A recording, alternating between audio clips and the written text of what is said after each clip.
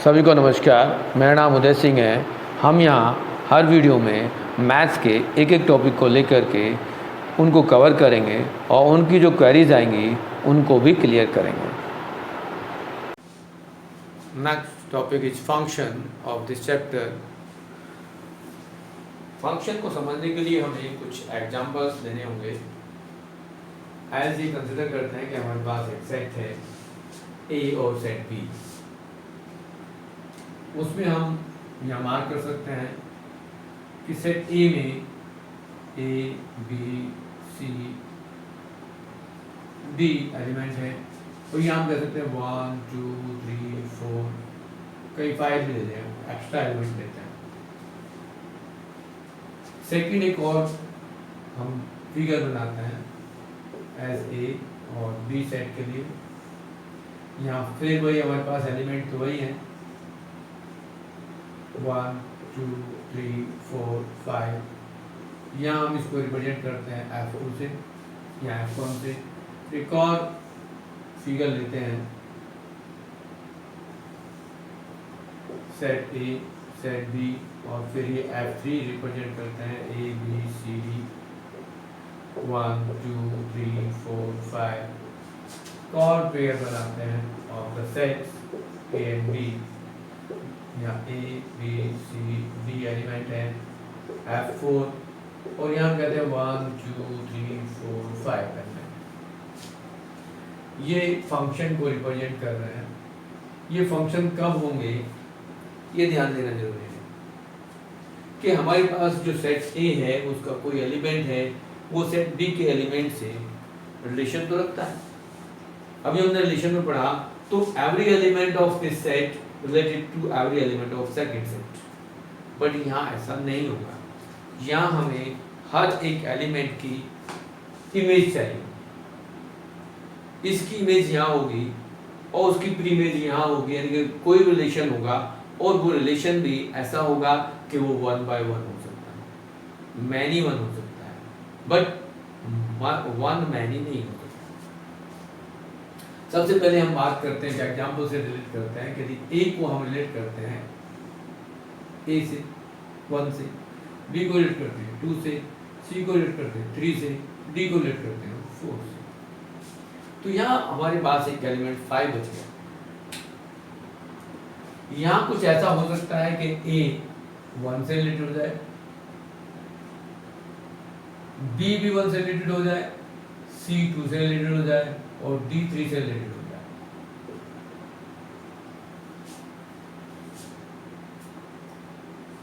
यहां हम इसको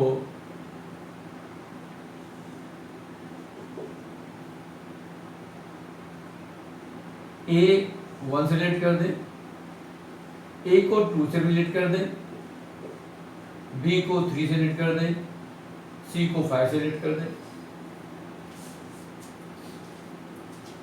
और यहां हमारे पास और एक रिलेशन बना दें एज दिस।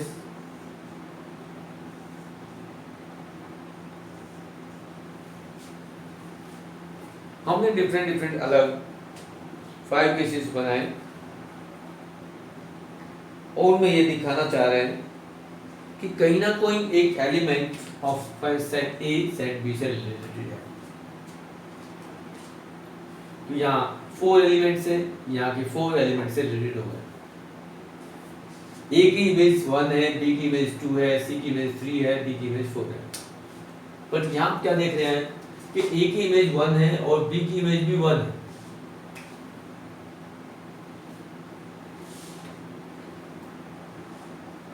फिर सी की इमेज 2 और डी की इमेज 4। इसमें हमारे पास 2 एलिमेंट की इमेज 1 है, बट फंक्शन में ऐसा नहीं होता। किसी भी फंक्शन में आप देखेंगे, सॉरी फंक्शन में जब देखेंगे, एग्जांपल देते हैं fx, तो एक ये फंक्शन हम ले लेते हैं 2x, या हम इसको x² ले लें तो यहाँ हम 1 की वैल्यू पुट करेंगे तो ये 1 आएगा, और 1 -1 पुट करेंगे तब ये 1 आएगा। तो हमारे पास दो डिफरेंट वैल्यू होने के बाद एक रिजल्ट आ रहा है, तो ये पॉसिबल है कि फंक्शन है,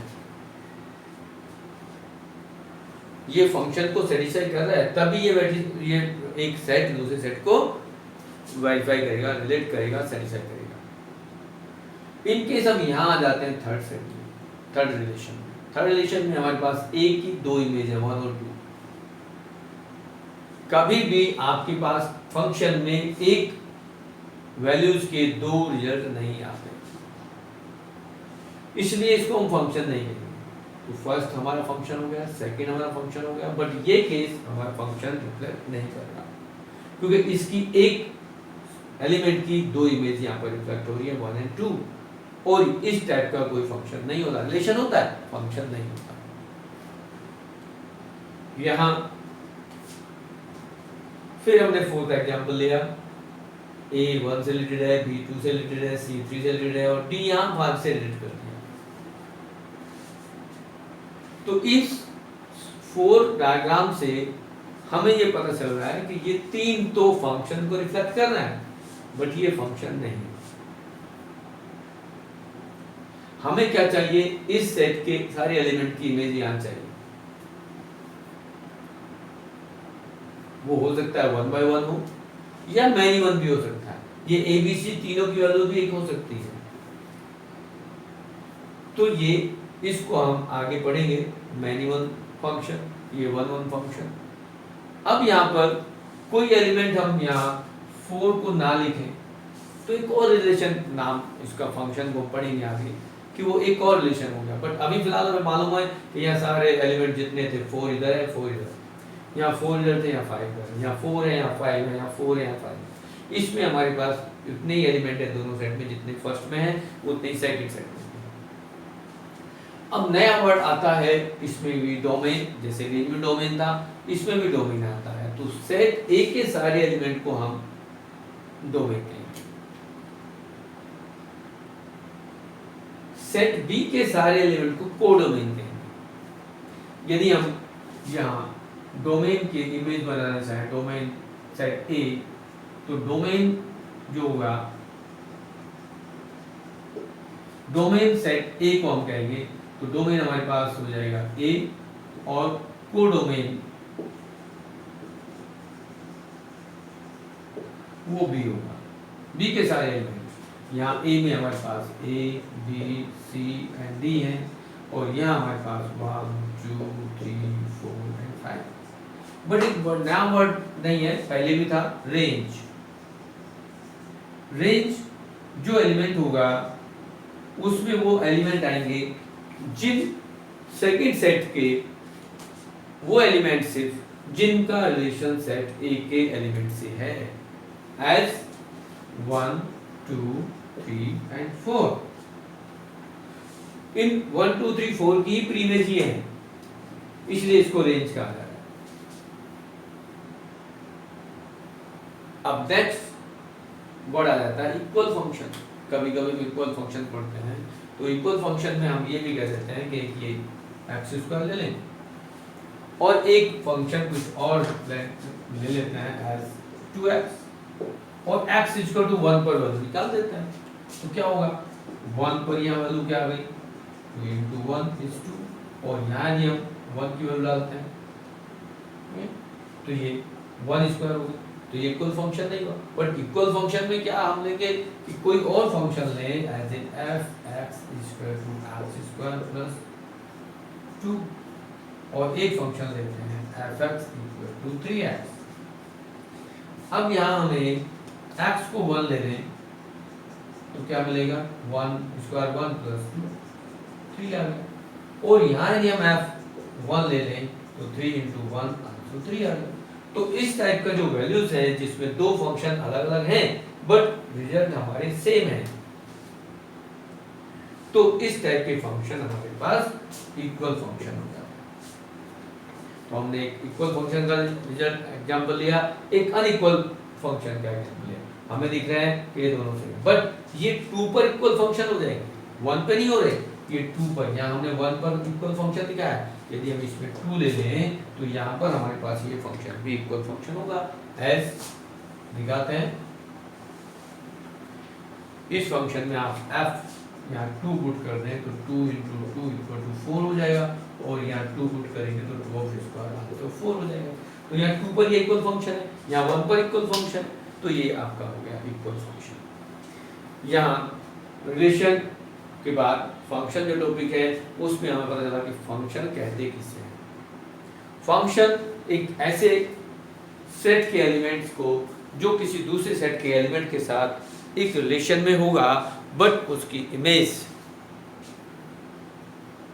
रिलेट होगी to set of first set में उसकी इमेज होनी चाहिए, और यहाँ पर पर्टिकुलर कुछ एलिमेंट्स दूसरे एलिमेंट से, दूसरे सेट के एलिमेंट से रिलेट होने चाहिए। एज फॉर एग्जांपल जो हमने फिगर बनाई है उनके अकॉर्डिंग हम समझ सकते हैं। Now the some standard real functions and their graphs.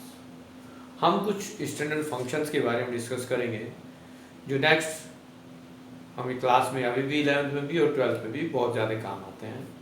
तो हम सबसे पहले बात करते हैं कांस्टेंट फंक्शन की। कांस्टेंट फंक्शन एक ऐसे फंक्शन होते हैं जिनमें हमारे पास वैल्यूज वेरिएबल की नहीं होती। एज फॉर एग्जांपल यदि हम बात करें कि f(x) = anything as c a k, कुछ भी हम रिप्रेजेंट कर सकते हैं कि यहाँ पर k is A only constant values. Constant value से मतलब होता है कि न्यूमेरिकल वैल्यू होगी, कोई वेरिएबल नहीं होगा।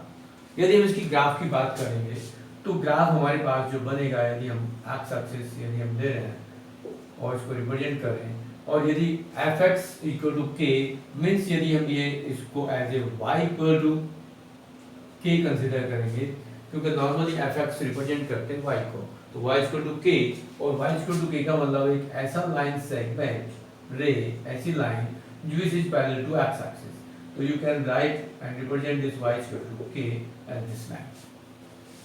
ये आपका x axis है, y axis है, ये ओरिजिन। तो इस टाइप से हम कांस्टेंट फंक्शन के ग्राफ को रिप्रेजेंट कर सकते हैं। सेकंड फंक्शन है आइडेंटिटी फंक्शन। अब आइडेंटिटी फंक्शन को हम रिप्रेजेंट करेंगे तो f(x) = x होगा। f(x) = x का मतलब होता है कि जो भी हम x ले रहे हैं उसको हम एक और सिंबल से रिप्रेजेंट कर दें एज y = x। मीन्स हमारे पास जो कोऑर्डिनेट होंगे वो सेम होंगे। एज x यदि 1 है तो y 1 होगा, x 2 है तो y भी 2 होगा, x 3 है तो y भी 3 होगा। यदि हम ग्राफ बनाना चाहेंगे तो आइडेंटिटी फंक्शन का जो ग्राफ होगा वो इस टाइप में होगा कि ये कोई लाइन होगी, x एक्सिस y एक्सिस हम रिप्रेजेंट करेंगे, ओरिजिन होगा। ये लाइन यदि हम 0 लेते हैं x को तो 0 आएगा, 1 लेते हैं तो 1 आएगा, 2 लेते हैं तो 2 आएगा, 3 लेते हैं तो 3 आएगा, -1 लेते हैं तो -1 आएगा। मीन्स ये लाइन कुछ ऐसी हमारे पास रिप्रेजेंट करोगी और जो ओरिजिन से पास करेगी। इस लाइन को हम आइडेंटिटी फंक्शन कहते हैं, means y = x। Number 3 modulus function जो होते हैं। मॉडुलस फंक्शन में हम बात करेंगे कि एक ऐसे फंक्शन की जो एब्सोल्यूट वैल्यू हमें रिप्रेजेंट करता है।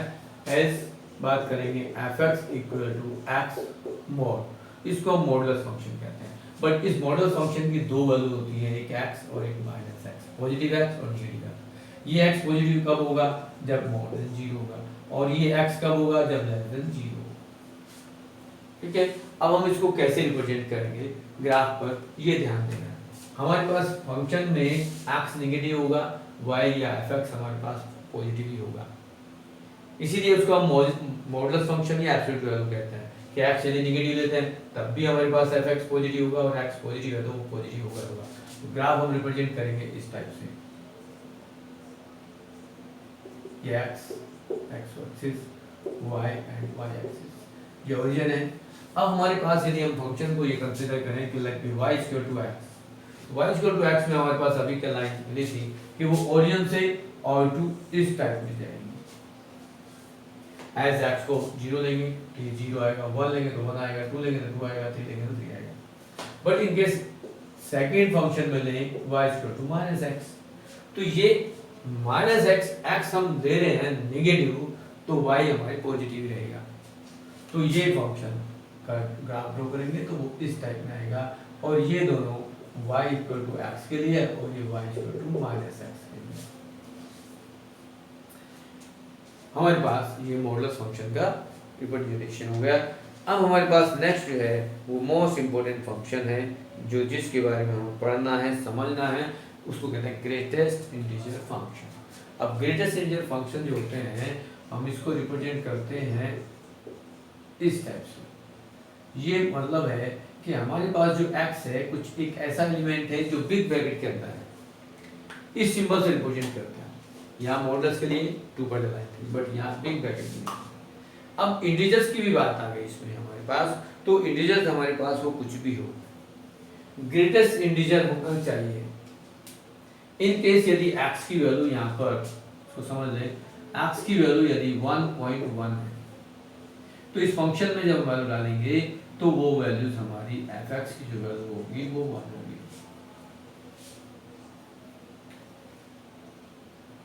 यदि x की वैल्यू 1.9 भी है तब भी fx की वैल्यू जो होगी वो 1 होगी।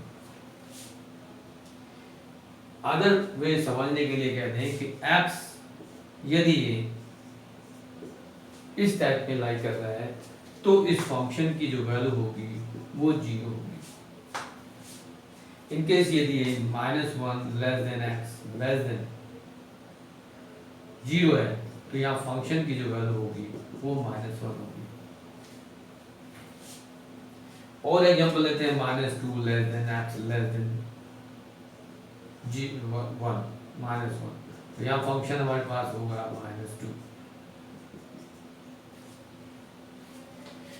कोई भी हमारे पास नंबर होगा, कोई वैल्यूज होगी लाई बिटवीन 2 0 और 1, तो हम इसको 0 ही कहेंगे।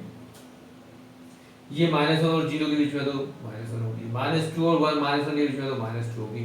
यदि ये और लार्ज नंबर भी है तो लोअर जो हमारे पास इंटीजर्स होगा, मींस ग्रेटेस्ट इंटीजर होगा उससे आसपास, वो हमारे पास इस वैल्यू को दिया जाएगा। अब यदि हम ग्राफ पे इसको रिप्रेजेंट करना चाहेंगे तो किस टाइप से करेंगे?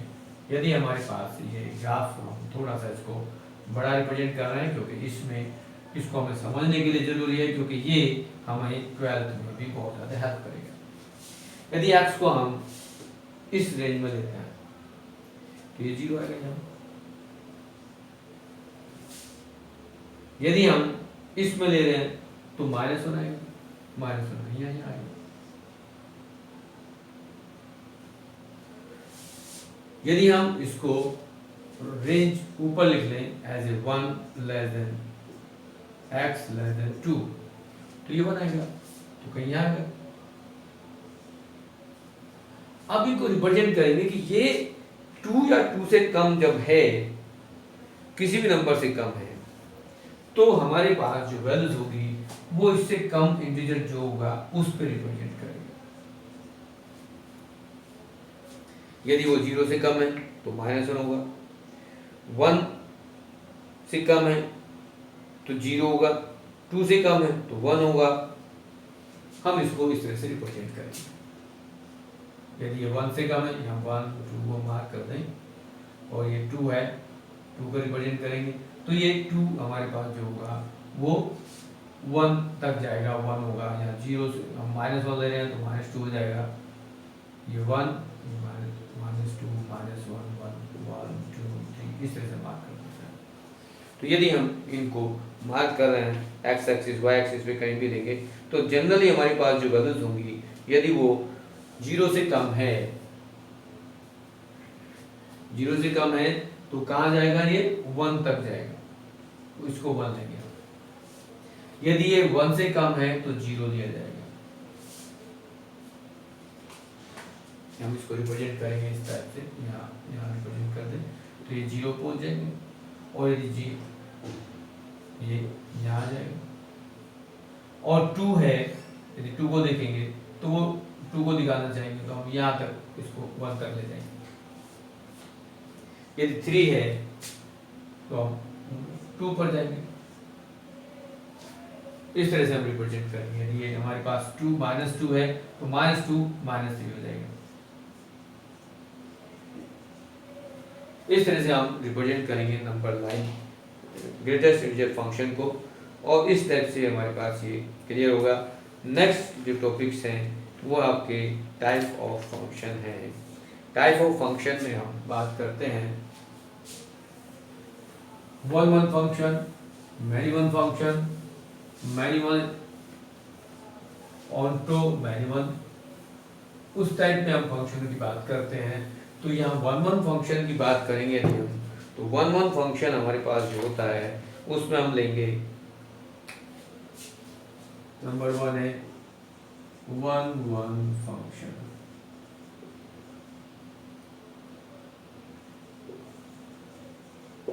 वन फंक्शन की बात करें तो सेट ए में हमारे पास यदि कुछ एलिमेंट हैं एज ए बी सी, और बी में भी हमारे पास 1 2 3 है, तो यहाँ हमारे पास जितने भी एलिमेंट थे वो आपस में सबसे